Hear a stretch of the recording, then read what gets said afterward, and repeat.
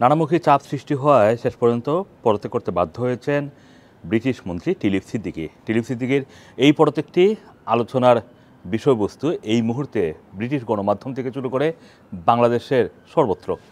Tulip Siddiqui তার পদত্যাগপত্রে কী লিখেছেন? Tulip Siddiqui তার পদত্যাগপত্রে তিনি কৃতজ্ঞতা প্রকাশ করেছেন যে একজন সিটি মিনিস্টার হিসেবে দায়িত্ব পালন করতে পারে তিনি গর্বিত, এই সরকারের একজন অংশ হতে পারে তিনি গর্বিত, এটা তিনি প্রথমেই বলেছেন। তারপরে তিনি বলেছেন যে তার উপরে যেই অভিযোগগুলো উঠেছিল সেগুলোর জন্য তিনি নিজেই তার উপরে তদন্ত দাবি করেছিলেন লেরি ম্যাগনাসের কাছে, যিনি প্রধানমন্ত্রী নীতি বিষয়ক উপদেষ্টা, এবং তিনি এটা দাবি করছেন তার পদত্যাগপত্রে, যেটি তিনি নাম্বার 10 ডাউনিং স্ট্রিটে পাঠিয়েছেন। সেখানে বলছেন যে লেরি ম্যাগনাসের তদন্তে তার বিরুদ্ধে কোনো কিছুই উঠে আসেনি। তারপরেও যেহেতু বর্তমান সরকারের কাজের স্বচ্ছতা এবং কাজের মধ্যে যেহেতু তিনি যে দায়িত্বটি পালন করছিলেন দুর্নীতি, আর্থিক খাতে দুর্নীতি বিরোধী মন্ত্রী হিসাবে, সেখানে যাতে কোনো ধরনের এই বিভ্রান্তি সৃষ্টি না হয় সেই কারণে তিনি পদত্যাগ করেছেন। তিনি তার উপরে আনিত অভিযোগ সম্পর্কে বলেছেন, বিশেষ করে তার খালা বাংলাদেশের সাবেক প্রধানমন্ত্রী শেখ হাসিনার সাথে সম্পর্কের বিষয়টি তিনি আগেই ডিক্লেয়ার করেছিলেন ব্রিটিশ সরকারের কাছে অথবা পার্লামেন্টের কাছে, সেটা তিনি উল্লেখ করেছেন। এবং এর পাশাপাশি তিনি এটাও বলেছেন যে এই বাংলাদেশের সম্পর্কিত বিষয়গুলো থেকে সবসময় তিনি নিজেকে সরিয়ে রেখেছেন এই কনফ্লিক্ট অফ ইন্টারেস্টের কারণে।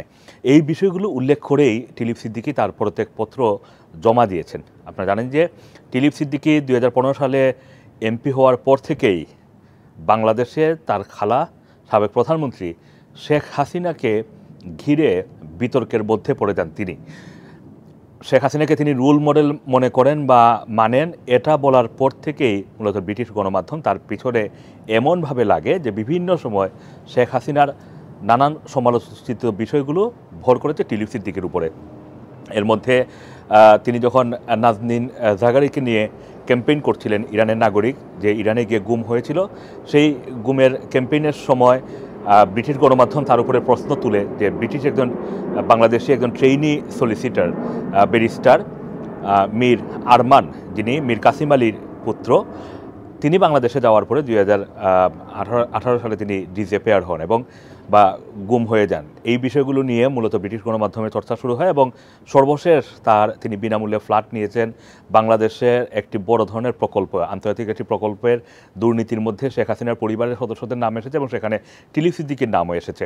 সব কিছু মিলিয়ে টিলিপ সিদ্দিকী যেই বিতর্কের মধ্যে পড়েছিলেন, সেই বিতর্ক শেষ পর্যন্ত লেবার পার্টির উপরে গিয়ে পড়ে গিয়েছিল, বর্তমান প্রধানমন্ত্রী স্যার কিয়ার স্টারমারের উপরে পড়ে গিয়েছিল।